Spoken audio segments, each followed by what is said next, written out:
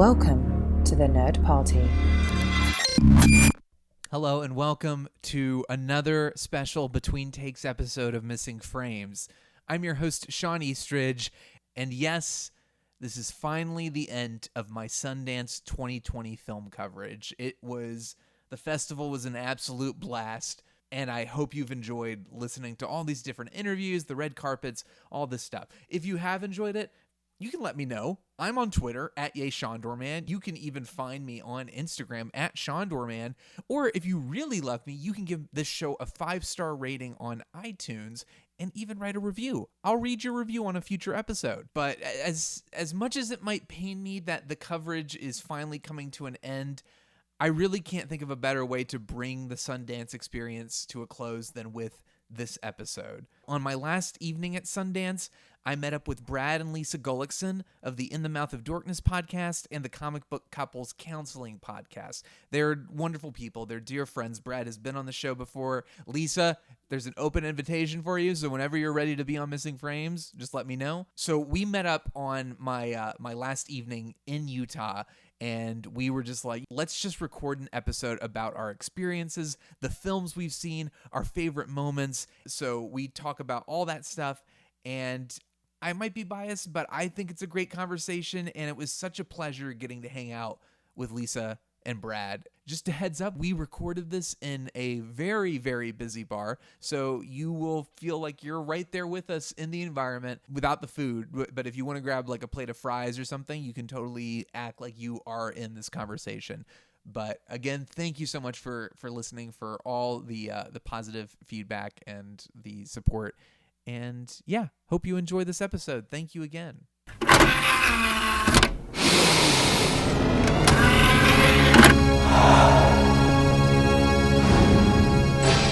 Now available to own on video cassette. Or two. I'm recording right now. Yours is probably going to be way better than mine. Well, I will give it to you for a price. We don't mean to recorder shame you. Yeah, but your recorder is definitely more fancy. It's an H1 and Zoom. Mine's a iPhone XR? I don't even know. Overseas and I caught H1X Zune. No. And I was bleeding from the eyes for You know for what a the week. grandma from Minari would say about that is that your ding dong is broken. Yes. Hey, speaking of Minari, Yes. we're at Sundance right now. What is happening? So this is wonderful. I'm so glad. This is the first time Lisa, you've been on That's anything true. related to Missing Frames. I'm so excited to be You've been here. mentioned a couple times. You have, and this is the first, always in a positive context. good. I just want to stress. Yes. And Brad, this is the first time we've recorded in person. This is the first time I've ever recorded from Sundance also. Well, this is a no, lot of. You're right. That's right. In person, that's a bigger deal because we worked together way back when. Yes. But then you left me for Atlanta, and we really became friends through the internet and podcasting. It's true. But you know what? Something I keep forgetting about is that your review of Zatoichi made me buy the box set without having seen a single Zatoichi movie. Accurate. I'm okay that you call it Zatoichi too, but that's fine. Zatoichi. There There you you go. But, That's a huge commitment. That is a monetary brick. I've watched about a third of them, and I love all of them, and I always I kind of tag out. Well, there's a third lot movie. of them, and guess what? I haven't finished that box set yet either. I need to keep going. But you made a comment earlier today. We went and saw Minari at the Sundance International Film Festival 2020, hashtag Sundance 2020. We went and saw Minari together, me and you, and I was like, all right, Shawn, first selfie of Sundance together. We took our selfie, and you're like, Brad, this is the first time we've ever watched a movie together. Yeah, in the same space, because we've talked about movies and we've watched them together, but not really. You didn't see it, people, but I did air quotes around watched, because we've never actually, that was the first movie we'd seen together. Yeah, and what a great movie, too. What a fantastic movie. What a good first. But so you guys have been here before. This is my first Sundance. This is your second. How do you think this fares compared to the first one? Weather-wise, much better. It's been a lot warmer. It hasn't been as slushy. And film-wise, I feel like the overall quality, I find it has been better. My highs are I have higher. more highs this year than I have last year. I watched nearly twice as many films last year than this year. How many Yeah. have you watched this year? Let me check my Letterboxd. I believe it is 22 if we count the one short film. Let's count it. All right, yeah, it's 22. Wow. It's hard because we've kind of discussed it, but you really have to pick what you want to do and trying to coordinate all of it. Like if in our case, since we're all working press, we have opportunities to interview, we have opportunities to write about films, we have opportunities to watch films. And it's like, but then it's like there are panels, there are mixers, there's so many different things happening that like, unless you really, really plan it out, and even if you do, it's just like too much. It may or may not work out. It may or may not work out. We have been locked out of more films this year. Well, 2. I was locked out of 2 films. I was locked out of 3 films. So I think maybe the press pool is becoming a little larger, but I also think that the buzz around films, certain films is a lot stronger, where like Dopes, the entire press body finds itself at the same screening going like, why can't we all get in? So Palm Springs, I feel like, has been the most talked about film this festival and has made it impossible to get into for a working press member. And for like, your listeners who may not know what we're talking about when we say working press, there are 2 tiers. Actually, there's 3 tiers. There's Express Press. That's hard to say. There's Express Press, which means they show up, they get to go in, no wait whatsoever. Right. There's General Press, which gets to show up 30 minutes before the film and go in. And then there's Working Press, and if the Express Press and the General Press haven't already filled up the auditorium 5 minutes before the film starts, we lowly Titanic lower deck people get to stumble into the theater and take up the first 2 rows. Yes, the remaining seats. But there's nothing to boo-hoo about because we still got to see so many movies. And then Brad and I are staying until Sunday. And So there's more to come. This is my last night at Sundance. I know. Yesterday was our first 5-film day. And we ate that shit up. Yeah, we did. Because when Thursday hits, all the cool kids leave. Like all the big time all the major press people. The industry leaves. Yeah. You know, they're all getting ready for the Oscars, and now we can get into pretty much anything. They got to go report on the Super Bowl. Is the Super Bowl happening? Yeah. Who's in it? Who's in the Super Bowl? I honestly couldn't tell you. Okay. I think the Chiefs are in it. Yes, Chiefs are, because Brad Pitt wore that Chiefs hat at the Oscar thing. That's right. Yeah. So now that we know who's playing in the Super Bowl, and who sat out in gym. So what have we seen? What have you guys seen that you've really enjoyed? What are your favorites of the festival so far? I think honestly right now, Minari is definitely a top for me. Yeah, Minari's I don't think is my number 1, but it could be my number 1. I really have to think about it. I saw Minari early in the festival. I saw it on the 27th. Okay. And I just fell in love with that movie. It's a Korean-American film.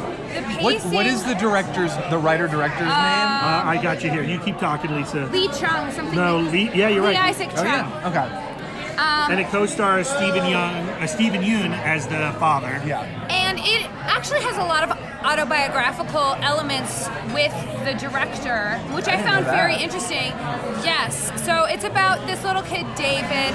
He is 7 years old. He has a broken ding-dong. He has a broken ding-dong. He moves to rural Arkansas so his dad can be a farmer. He wets the bed, guys. He doesn't actually have a broken ding-dong. But what I loved about this film is that it's very deliberately paced. It really takes its time.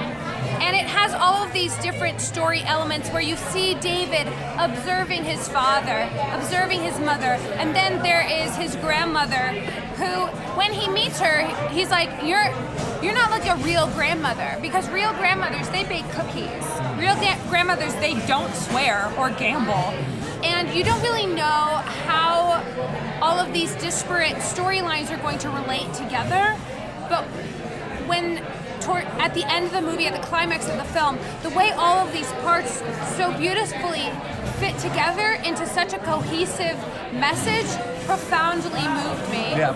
And because I saw it so early in the festival, I was like looking at people are like, what's your favorite of the fest? What's your favorite of the fest? And I kept on going, like for this entire trip, I've been saying Minari. Now I have another film that's in contention. So I'm very excited about that, but I was like, did I have the like Sundance colored glasses as one of the first films I saw it being my favorites, but having you guys see it today, you saw it today? We both saw it today. And having loved it, like it just really warms my heart. Yes. Yeah, it's coming from A24. They're going to get a big push on it. I think it's going to bring a lot of eyes to it. I hope it does well when it gets released. I hope it does too. Minari, it almost had a little bit of like Malik vibes for me in terms of it had this kind of visual poetry that I thought, well, maybe this Magic movie's... Hour. Yeah, I thought it was going to be a little bit more, is esoteric the right word? A little more cerebral, but then it like really grabs you and pulls you into this very personal, emotional story. This story of Mr. Yi wanting to build his garden, his farm, right? And what that means to do, like especially in 1980s America, to compete against the Purdue chicken factories and all that kind of stuff. I mean, it's a nearly impossible task, and it requires so much sacrifice of time and energy, and it is a commitment on every family member. And yeah, so I related to it as like a grandson, a great-grandson of Norwegians who came to this country to do that in North Dakota. And it's a miracle to me that anybody can make that work. And it's an even bigger miracle to think that somebody in the 80s can make that work. Yeah, seriously. Lisa, you said you have another top contender for favorite film of the festival. What is this? What could possibly be better than Minari? It's a film called 9 Days. Yeah, 9 Days is one that's been getting a lot of buzz around here, and I have not had a chance to see it. I guess I won't get a chance to see it. Well, what it's about, that makes me sad. But I mean, unless it gets a release. I hope it does. Yeah. Oh, it will. It will? It stars Winston Duke, Zazie Beetz, Benedict Wong. Okay. It's going to get a release. All right. But it's about Winston Duke is. It's hard to explain. Yeah, because don't spoil it. Well, it's just a really beautiful film about really being appreciative of the life that you have, and it tells that story in a really magical way. I think like right now in this country, on this planet, despair is a real thing. And this film confronts despair in a really beautiful way. And living your life well, and going like, well, what is a well-lived life? Yeah, so there's like a magical realism quality to it, and that's all we'll say. You'll know what it is the minute it starts. Yeah. I don't know how they're going to be able to market this film in any way without revealing what it is. Right. But that's the great thing about coming to Sundance, right? Is you walk into the theater, you're like, oh, it's got Winston Duke, Zazie Beetz, and Benedict Wong. I'll watch this. And suddenly you're like, oh, I did not know what this movie was about. That's what's nice too is, well, it's good to hear that because now I know if it does start to get a wider release and it is released in any means, if there's a trailer or anything, I'll know to avoid it and try to go in as blind as possible. I don't think it's a movie that if you know the premise, it ruins the experience, but it was just kind of magical to watch it the way that we did. In anticipation, I read through like all of the little plot synopses on the original like Sundance announcement email. So like it's like a one-line synopsis, and I could sum up this movie in one line. But to me, it didn't spoil the movie going in knowing what it was about loosely. Gotcha. But it's definitely one that is fun to just kind of give yourself over to. It's very meditative. Okay. And it's a movie that really nails the landing. The final scene at the beginning of the movie, like I think of Winston Duke. I think of him from the MCU. Yes. Where he has so much charisma. He is so much larger than life. So when I saw him at the opening of this movie, sitting at a desk, being so internal, being so pensive. You almost don't expect that from him. I didn't recognize him. Yeah. I forgot that he was in the film until you started to see him open up and let that charisma out. And I thought that the arc he created with this character from where he began to where he ends his film is gorgeous. And Brad, what about you? What's another favorite? I mean, of the you know festival? the answer because we've talked about it. I a know lot. the answer. It's so weird because I saw this film, and when it ended, I applauded. I was like, this is my favorite film of the festival, without a doubt. But every person I've talked to, and the majority of the tweets that I have seen around this film, are trashing the movie. But it's Tesla, the Ethan Hawke film where he plays Nikolai Tesla. And it focuses on his battle with Edison and the current war, a good portion of it.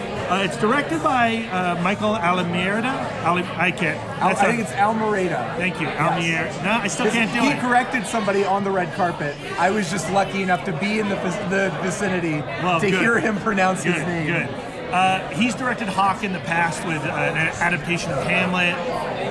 And Kyle MacLachlan was in a movie with Ethan Yes. Hawke that he directed as well. Yes.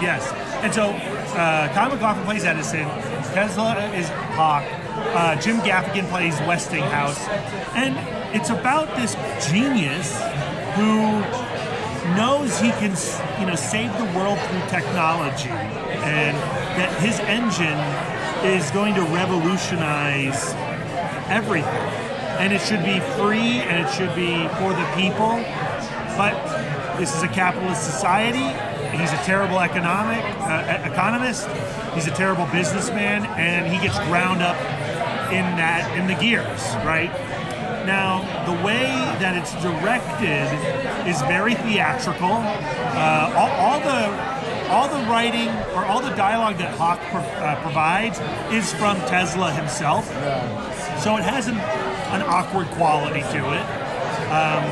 But to me, it was like watching a play. What's your favorite, Shawn? I'm not done. I'm so sorry. Whoa. I was so Well, excited. I'm not done. Lisa you knows go where on. the priorities of this episode are. He As long as Lisa and I get to tell our favorite movies, That's right. That's really what matters. And in the process of the film, he finds ways to tie the past to the present. And you either think that's dumb or you think it's brilliant. And it crescendos with the most magnificent thing I've seen all Sundance. And I applaud. I applaud. And no matter what you hear about this movie, just give it your eyes. All right, I really want to see it, if for no other reason than my boy Ethan, giving him all my support. But my favorite movies of the fest, I think Minari, absolutely, and then probably my other favorite might be And Then We Danced, This is one we haven't which seen. is the best way to describe it. I saw someone on Twitter describe it as Call Me By Your Name meets Whiplash. Oh, yeah. I don't want to watch that movie. It's not quite. J.K. Simmons is not yelling at anybody in this movie. Nobody's yelling Bang at on that anybody, peach. really. Bang on that peach. But it's basically this guy doing this. I think it's the Georgian dance, a very masculine dance, and he becomes sort of fast. This new male dancer comes into the group, and it's kind of a rivalry that then sort of becomes a romance. But I knew from the get-go I was going to love it because the sincerity of it, and there are these little character beats that are so very human and simple and heartfelt that I was right from the get-go, I was I know I'm going to enjoy this. And thankfully the movie maintains that throughout. It's very I love Call Me By Your Name. That's Yeah, me too. that's a very I don't know if this, I almost feel like Call Me By Your Name kind of stole this movie's thunder a little bit. I think a lot of people are going to be like, it's no Call Me By Your Name, as I'm doing right now. But I think this is absolutely, should be in the conversation, should be up there, and does its own thing without needing to be beholden to, well, Call Me By Your Name's the other gay movie, so this is just lumped in with that. This movie has its own identity, and the dancing brings a really, that whiplash quality of, these people struggling to do something meaningful through their art. I really, really loved it, and I thought it was absolutely fantastic. Well, I'm definitely putting that on my radar. We might be able to see it before the weekend's out. If you can, I highly recommend it. And then another one I really loved that I just saw out of nowhere, my friend Trisha Aran, who is with the Lessons from the Screenplay team and the Beyond the Screenplay podcast, she was standing in line with this filmmaker. I think it's I don't remember her last name. It's Frederique Migom, I want to say. Frederique. I'm probably pronouncing that completely wrong. She was just standing in line with her, and she mentioned, "Oh yeah, I have a film at the festival. It's called Benti. Here, have some tickets." And put me in contact. Trisha put me in contact with this director. It's like, "Oh yeah, I'll go see the movie, and maybe I'll chat with the director about it." And it's basically a kids film, and it's about this young girl who's she's like an aspiring YouTube personality. She's just hit 1,000 subscribers, and she wants to be like a big star. And she and her father are in the country illegally, and they're kind of hiding out. And they get into a situation where the police invade their living space, and they have to escape. And they end up living with this really kind mother and her little boy. And this little boy, I can't remember the name of the animal, but he has this cause, like he wants to save this animal that's like going extinct. It's a distant relation of the giraffe.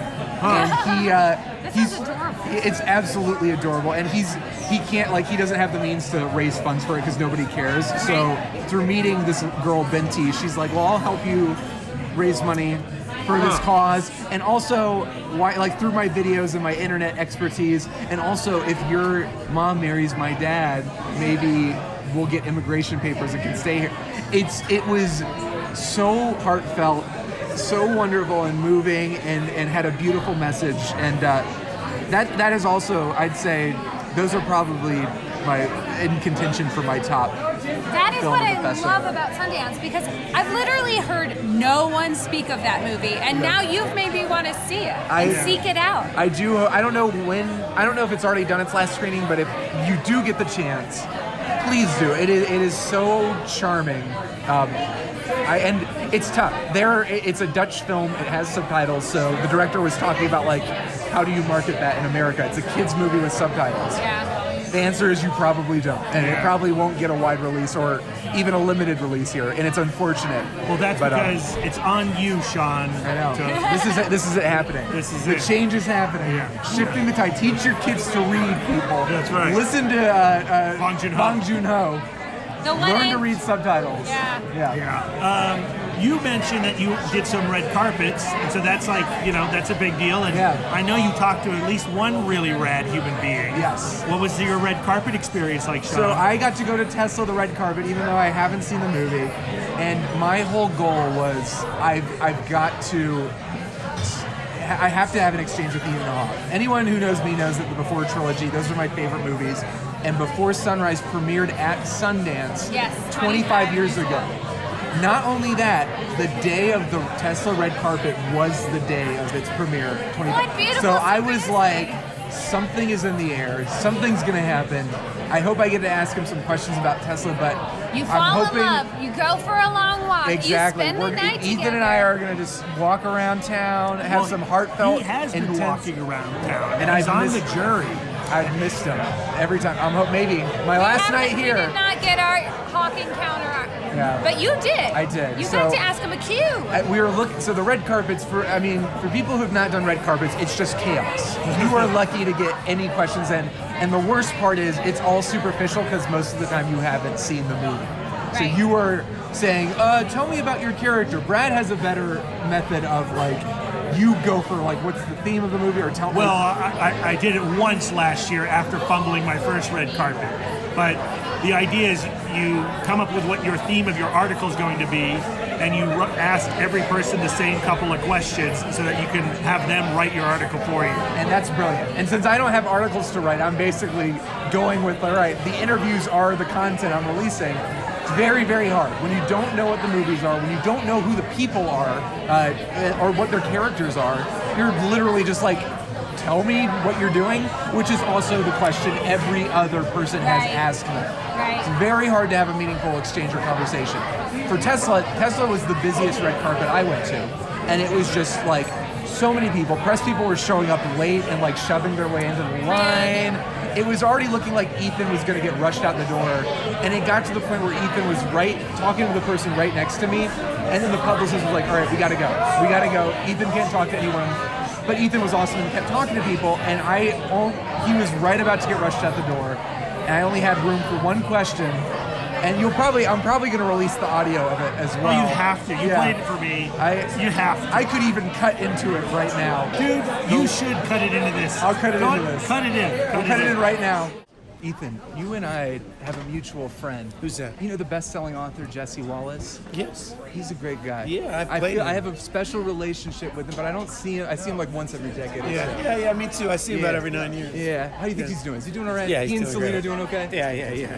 25 years ago. I know, right here. That's amazing. I wish I also had video because the look on his face, just the like, I know him, yeah. And then I was like, I only see him once every 9 years. He's like, yeah, me too. I go, how's he doing? Are he and Selena okay? And Ethan reaches out. I'm gonna put my phone down. Oh, we're touching. And you'll hear it in the audio if you go back. There's a little slap. Okay. Ethan grabbed my hand and he did that. Oh my and God. It was. And then you went Magic. full erect. And then I was and you just fully shot erect. all over the place. That was absolutely 100% what happened. That's But what we wanted to happen. that was really special. I'm so glad I got that little moment. Hawk is so good in Tesla. I believe he's good in everything, even like the stuff that doesn't deserve his goodness. Yeah. So that was great. And then I think I mentioned this in an earlier episode I did with the Beyond the Screenplay people. I say people as if I don't know, like my good friends Trisha and Alex with Beyond the Screenplay. But hanging out with the Vanishing Angle team, the production company. This is Jim Cummings, Natalie Metzger, some amazing people. They did Beast to Beast this year at the festival. But getting to hang out with them and meet them, they're the sweetest people. Very they would take the time to chat with me. They'd invite me to their like little parties. Had no reason to do that, but they were so like kind and friendly that was a real highlight for me as well. Shawn's had like the full Sundance experience. It's been great. He's gone out partying with celebrities, dancing. I met the director of Palm Springs, which is great. The one thing I haven't done as much of that I wish I could have is watch movies. You guys have basically cornered the market on movie watching at Sundance, and I've kind of... Like I said, we've done half of what we did last year. Yeah. I mean, the first half of this Sundance was spent interviewing. We didn't do any red carpets, but we did 5 one-on-ones. But what were some interview highlights for you? Oh, Lisa, what's your interview highlight? Oh man, that's tough. Because mine is, once again, 2 are tied. I really loved talking to Bo Burnham about Promising Young Woman, which is a movie that is growing on me since I left the theater. Like, at the end of that movie, I was ready to rage cry.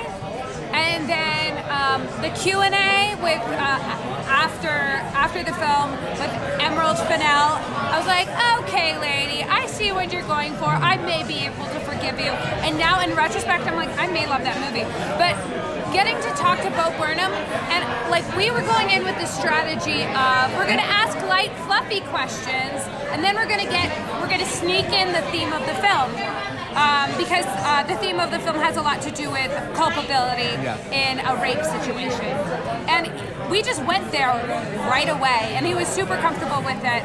And so that was crazy. And Lisa's a huge Bo Burnham fan. I'm a stand-up fan in general, and like it's hard because I've listened to all of his albums, obviously, and then some long-form interviews on like WTF and You Made It Weird. So I could have gone there with the angle of I actually know everything about you already. Yes. I reread your transcript that you did with Terry Gross, but I didn't. I thought I was very cool. Wasn't I cool, Brad? Super cool.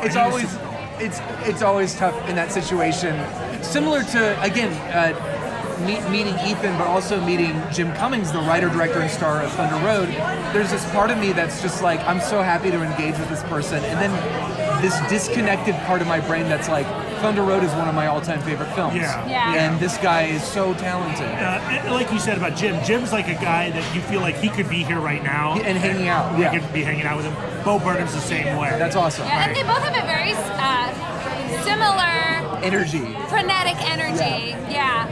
It's funny because Brad turns the interviews into articles, he sends for the Rev transcript, and when he got the transcript, Bo Burnham, when you talk to him, he's so intelligent, he's so alive, but Transcribed, he's a mess. Oh, It's a no. little spastic. It takes some work. It takes some work. But it's going to be a great listen. Yeah, it'll be a great. That'll go up on In the Mouth of Darkness real soon. Oh, I can't wait to hear it. That was a highlight for sure. But my second favorite, or tied, and maybe Lisa agrees, was our conversation with the directors of Downhill, Nat Faxon and Jim That was Rash. definitely very cool. Who, Jim Rash is, he's the guy in Iron Man 3 with the hot dog and the meat shack, Yes. right? Yeah, we're And yeah, slowly... he's also the dean of community. But He also The Way Back. Yeah, Which I both really of them. enjoyed. Yeah, they both directed The Way Back, and they both wrote The Dissidents together. Not The Dissidents, The Descendants. Right. And that was a really cool interview. It was fun because they also allowed us to talk a little bit about the theme of the film without getting spoilery, which I found really interesting because it is the conflict between two very relatable characters. And on any given day from Downhill, you could relate to Billy, who's Julia Louis-Dreyfus, or you could relate It's to so exciting. Will Everybody Ferrell. loves Downhill. They do. Everybody's so excited about it. Yeah. I wish that was the case because it's a remake of Force Majeure. The So Swedish people are really beaten up on it. Yeah, and it's not Force Majeure, and it is a slicker, more Hollywood take on that It's story. way shorter. Yeah, it's 87 minutes. But Will Ferrell and Julie Louis-Dreyfus are killer in it. Yeah. And I just don't think you should dismiss it as a remake. As they talk about in the interview, just in casting, you radically alter a film. And so by putting those actors in those roles, it's a different experience. That's why I like Gus Van Sant's Psycho. That's on the record. Yeah. Boom. So what, is that basically top moments, top highlights? What do you think you're taking from this festival in terms of lessons you'll carry on to future Sundances? Like maybe things that you discovered this year versus last year? Well, I think with every Sundance, as much as I hate to say it, I think I will watch less and less movies only because I want to do more and more things. I want to go to parties. I want to go to panels. I want to do even more interviews. We did those 5, and that ate up 3 days. Right, because It's hard. they'll schedule them, they schedule them in that second or third slot. You're not seeing the second or third movie. Yeah. So there were 2 days where we really got to see the first movie and the last movie. And so I want to do more interviews. I want to do more reviews. I didn't write any reviews this year. Lisa's written some reviews. I think I'm going to end up writing some post-Sundance reviews. I might do the same. From some of my favorites. But yeah, I think that's what I really learned. And this year, Lisa and I, way more social this year. Oh, great. Making friends. We made lots of friends this year. I want to talk about one of my favorite moments of this entire festival was today also. This was a magic moment. Yes, You were there, yes, I was a Shawn. part of this. We're in the lobby of the Doubletree Hilton, which is across from the P&I screenings. And I hear a squeal of delight. Yes. And she apologized, this beautiful woman, Carolyn. Carolyn, yes. She squeals with delight and she apologizes immediately. And I go, no, whatever it was, I am so happy for Yes. you. Clearly it's something amazing. And she was like, oh, well, I just found out that Han of Fast and Furious is back. alive. He's back. Right, and we were sitting with Matt Neglia of the Next Best Picture podcast, and suddenly he's like, yo, let's watch this right now. I got my laptop, and everyone gather around. And there were 6 of us gathered around Matt's laptop, and we watched the F9 trailer, and we were losing our shit. And all the film freaks of Sundance around us, because at the Doubletree, that's where all the bloggers go to write. Yes. They're looking at us like we're freaks. Yes, they're like, we're at Sundance, excuse me? And we're talking about Dom Toretto and his new brother that we didn't know about, John Cena. Right. What the fuck? That was That's a damn delight. Is what was that a is. wonderful, wonderful moment. So that's a highlight. And also, when we were in line for, I want to say it was Bad Hair. It might have been something else. This guy comes up to, no, it was Never, Rarely, Sometimes, Always, which was a great film and you should watch. A guy comes up to us and goes, hey, is this the Never, Rarely, Sometimes? always. I forgot about this moment. I look over and I'm eating a peanut butter and jelly sandwich because we box lunch in here at Sundance. Right. And it's Scott Mantz of Collider. Oh, Have we not talked about this? No, but I remember. I think you did mention I this. tweeted it. Yes. So I go, oh, Scott Mantz. And he goes, huh? It's like, we've actually met before. And he goes, what? It's like, actually, we've all met before. He's like, what? We went to the Star Trek Beyond IMAX premiere in San Diego at the Comic-Con, and we talked after that.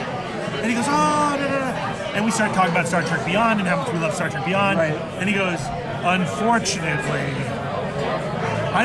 I might be outing Scott Mantz here, and I apologize if this is the case. But he goes, unfortunately, you know what's not Star Trek?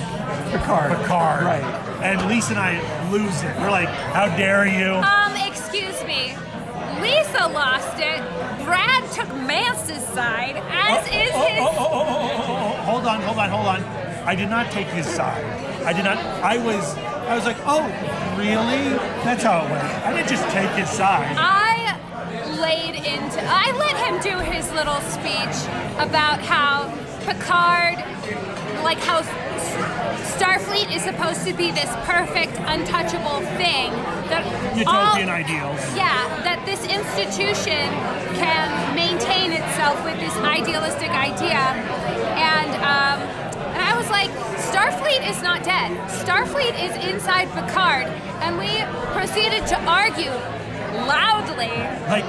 So, the way the lines go in the tents is it's snakes, right? Yes. And so he's in one shoot, and we're in one shoot. So every time it's snakes he passes by, he'll quote like a line from Star Trek, like, risk is our business. And he is shouting, and everyone around us is looking at us, and he's telling people, like, they don't think it up, and so it was beautiful, it was magical. I wish I could have seen this. It really was. I actually might not, because I still haven't seen Picard, so it may have spoiled something for me.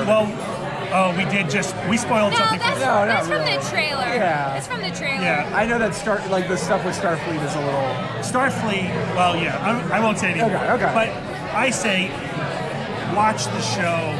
Starfleet is in Picard. Yeah. Hope is alive in Picard. I wrote about this today because I'm doing a weekly column for Film School Rejects. Plug. And what I said is Jean-Luc Picard is the Captain America of Star Trek.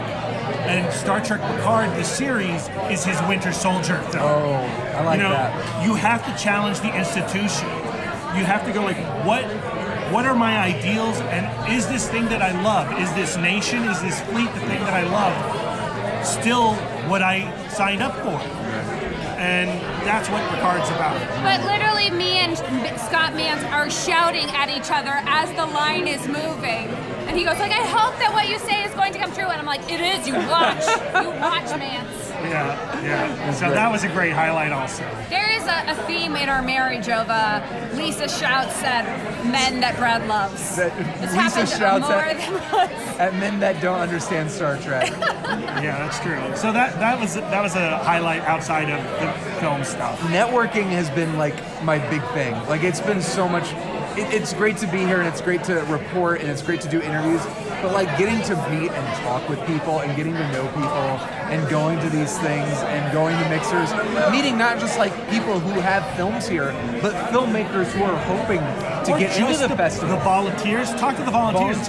They're watching movies. They've got opinions. Yeah. Everyone around you has an opinion. That's the great thing about a festival is you just go like, what did you just watch and what did you think? You always have something to talk about. And it's all these people who love movies and are passionate about it. So you can go into a movie like in a situation and have people like on their phones, although of course sometimes there are people on their phones. But like you have people who are there for the movie, who are willing to kind of bend and occasionally break to go along with the weirder movies, because it's like we're all film fans here. There's one movie you saw, Brad, that I think both of you saw it, the Cronenberg. Possessor. We have to talk about That Possessor. was a fun watching experience. That sounds like it was the one that made the audiences were like, we're good.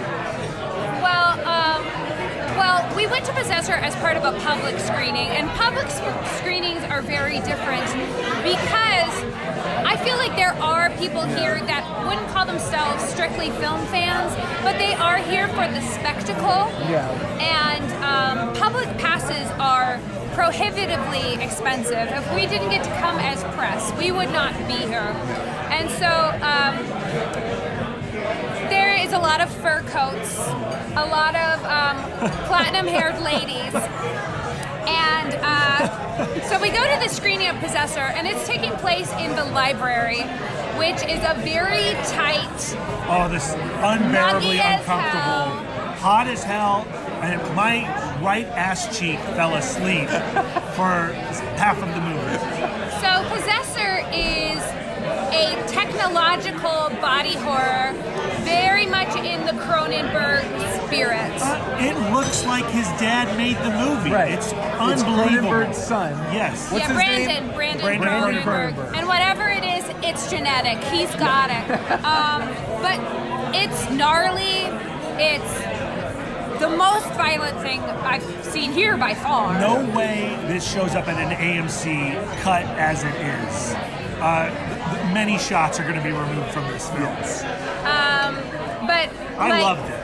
I enjoyed it very much as well, though I found it a little disturbing. The general premise is Andrea Riseborough is an assassin who has her consciousness uploaded into unwilling participants. Right. So they kidnap Christopher Abbott and put Andrea Riseborough into his brain, and he fights back. And that's all you need to know. And that's the movie. And it's crazy violent. And it gets weird. And it's trippy. Yeah, it's beautiful. It's gorgeous. The transportation transformation scene is one of the most beautiful things I've seen. Graphic, experimental, practical. There's practical effects in it. It's really awesome. But during this movie, we just see people get up and get out, which is kind of normal. But then, like, the chit-chat in the line to the ladies' room was like just a bunch of ladies going, I was not expecting it to be that. Did you overhear any? No, I was talking with all the dudes who were like, yeah, bro. That was violent. That ladies' room line, it's just like a bunch of women trying to, like, converse about, like, what did we go through just then? Let's try to understand and process this film. Brandon Cronenberg directed Antiviral before this, which is solid and feels like his dad's kind of thing. But Possessor, it's another level. Was there anything you guys saw that you didn't enjoy? Oh boy. My least favorite is The Glorias. I hate to say it. Julie Taymor's biopic about Gloria Steinem. And one of my main issues with biopics is they try to encompass an entire person's life. And then also, I think this is very much dependent on My Life on the Road, her book. And so some of the dialogue sounds like, they're trying to shoehorn in little facts about Gloria Steinem. So, like, for me, the moment that typifies, there's two that typify what the Glorias was to me.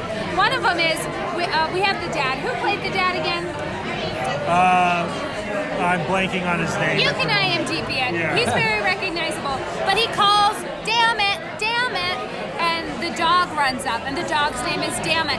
And, like, I got it. The dog's name is Damn It. How quirky is this dad? But then, Timothy Hutton. Thank you. But then the teenage daughter goes like, oh, Dad, it embarrasses me that you named our dog Damn It. And I'm like, why are you explaining that to me? Yeah. And then... That reminds me of Across the Universe, a movie I don't like, where, like, everything is like, oh, where did you come from? She came in through the bathroom window. And it's like, oh, it's a Beatles song. It's just like, I get it. you can't write with a shoehorn. Yes. And then there is, like, some fantastical elements, but they're woven in with a complete lack of grace. And so there's, like, this one moment where an interviewer asks Gloria Steinem an offensive question, and then all of a sudden you hear the music from Wizard of Oz, and then, like, Gloria Steinem turns into a witch, and, like, there's this whole, like, fantasy sequence. Everything turns blood red. And it was just absolutely bizarre. And but very Julie Taymor. Right. Yeah, but it looked like it looked unfinished. It looked cheap as hell. And then, like, the way it was just dropped into the movie, it just was not well done. It just felt... Yeah, that was one of my least favorite films, and I was super pumped to see it because I love the cast. I love Julie Taymor. Across the Universe and the Glorious, notwithstanding. My big disappointment was the new Dee Reese film that's coming out on Netflix, The Last Thing He Wanted, with Anne Hathaway, Willem Dafoe, Ben Affleck. And it is just... Lisa keeps using the word impenetrable. The screenplay's impenetrable. I have no idea what's going on. Abstruse as F. Yeah. Abstruse. Yeah, it's not good. Great performances. It looks nice, but it's super dull and very confusing. I don't know. Although you already know what my least favorite movie is, which is the one we just watched, Shirley, which is the only movie I didn't enjoy out of the festival. But You didn't even like being in that chair. You were like, no, when were you out? I was out pretty early on with that movie. Like I was I knew pretty early when the movie felt like it very early on. It's like, I think you're doing this, but also I don't know what you're doing. And then I also didn't know, is this a horror film? Because sometimes it would get really creepy and then it wouldn't go in that direction. And then I was just, so at a certain point early on, I was like, I'm not engaged in the story or characters, and if I'm not engaged now, I know I'm not going to be. I liked it a lot more than you did. Yes. I didn't love it. I did not dislike it. And I thought Elizabeth Moss as Shirley Jackson was fantastic in the film. I thought the look of the film was attractive. Michael Stuhlbarg's really good as her husband. I think it's a little dull in places, but I enjoyed the watch. I'm with you in that I feel like it threw out a lot of ideas that I think could have been taken further.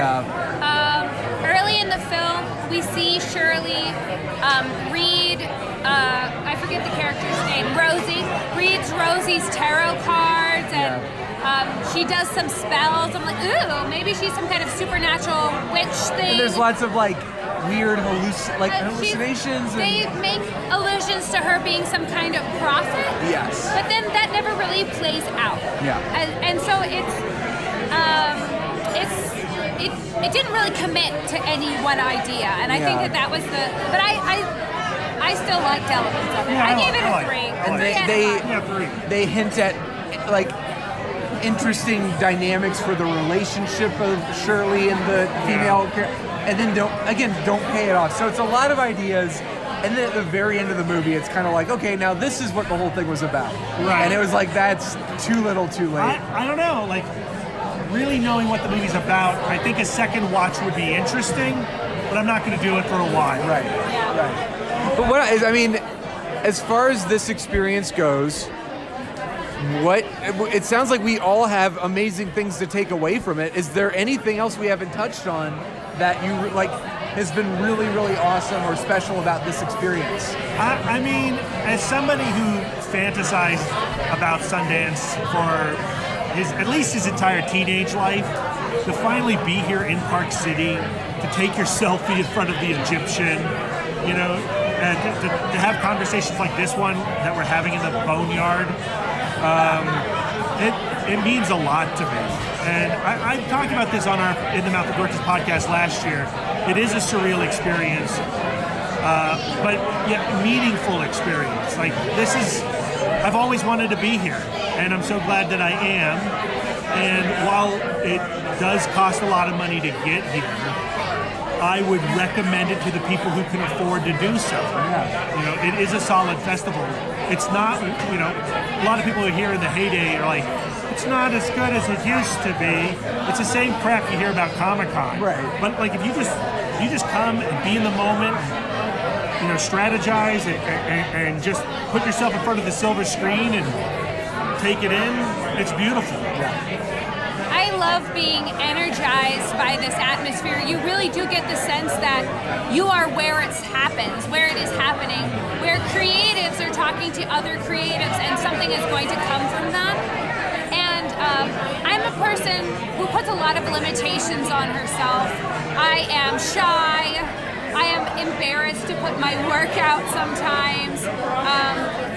But being in a place like this that really pushes me outside of my boundaries makes me feel like, okay, after Sundance, I want to continue with this momentum. I want to maintain connections with these people. I want to push myself even further. So to me, I find this a super motivational atmosphere. Yeah, I agree completely. I think as someone who aspires to be a filmmaker and like a screenwriter, being around these people and hearing their stories and feeling like this energy of like, it's not easy. I mean, you look at a director and you go like, well, that person did it, and they are flesh and bone. Exactly. So you start to feel like, I could get some friends together and do something like this. 1,000%. It's not as simple as that, but also it is as simple as that. So there's this energy of like, not only for me personally, not only getting to be a part of it and getting to communicate with you beautiful people and everyone here, but this sense of like, now I want to be contributing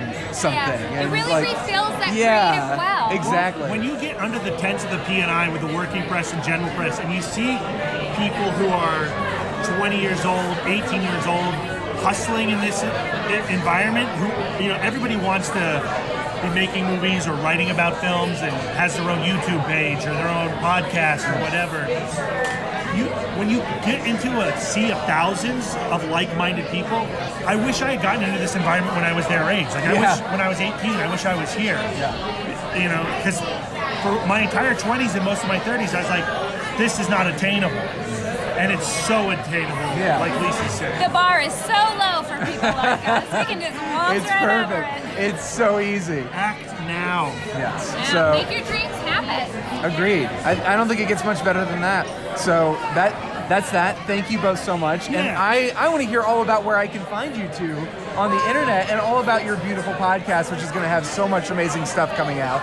So tell me about it. Well, you can find me on Instagram and Twitter at Sidewalk Siren. If you want to read some of my reviews are aftermoviediner.com. And the beautiful interviews that we're doing, you can find on iTunes, wherever you get your podcasts. Search ITMODcast, ITMOD, Chatcast, one word, CHATCAST. That'll take you to it, and you'll get to hear our interviews we did here, our interviews that we did at Fantastic Fest. Bong Joon-ho, Takashi Miike. Yeah, we've really, we've hit some benchmarks in the past few months, so it's really absolutely. exciting. You can find me on all social medias at MouthDork. Find my writings and a lot of those interviews also at Film School Rejects. InTheMouthOfDarkness.com is a website. It's very basic, but you can find all our podcasts there as well. Lisa and I also have a comic book podcast called the Comic Book Couples Counseling Podcast. We are also recording episodes from the road in that channel.